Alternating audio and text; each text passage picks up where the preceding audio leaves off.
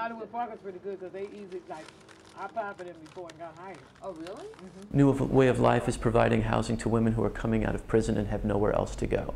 And they go into their homes, and it gives them a place to land and get their lives together as they reintegrate to the community. If they don't have that place to land, they're going to be on the street. It was a hard road. I went from a college girl living out in San Diego to one bad night, and I take full responsibility for my crime. The intent of the ordinance is discriminatory. It targets people with disabilities. And in this case, who they targeted for the original purpose of the ordinance was to remove sober living homes from single-family neighborhoods. Well, sober living homes are just homes like anybody else, except the people who live in them are recovering from addiction, and they want to live in a sober environment because it encourages recovery. And the Board of Prison Interns themselves are the people that recommend that we go to residential sober living housing so that we could reintegrate back into society instead of overwhelming our families.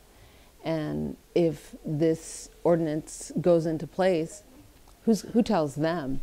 And who tells my friends and my family that are still left behind, that haven't gotten out yet? And for those people who no longer have family members that are alive, and they're truly starting over anyway, where do they go?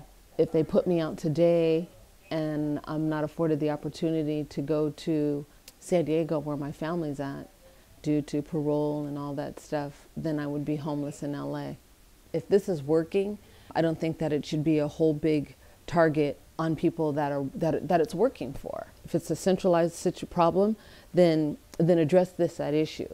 Without having an ordinance at all, the concern is that we're warehousing people and saying, okay, we're solving a problem. At least they're not on the street.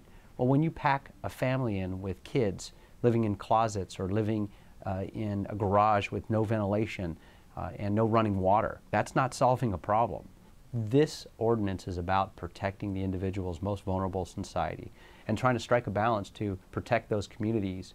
The parolee probationer component is one that is extremely liberal and reasonable to allow up to 3 parolees to live in a single family zone. The question is, do we want homes with 30 violent felons or sexual offenders living in communities?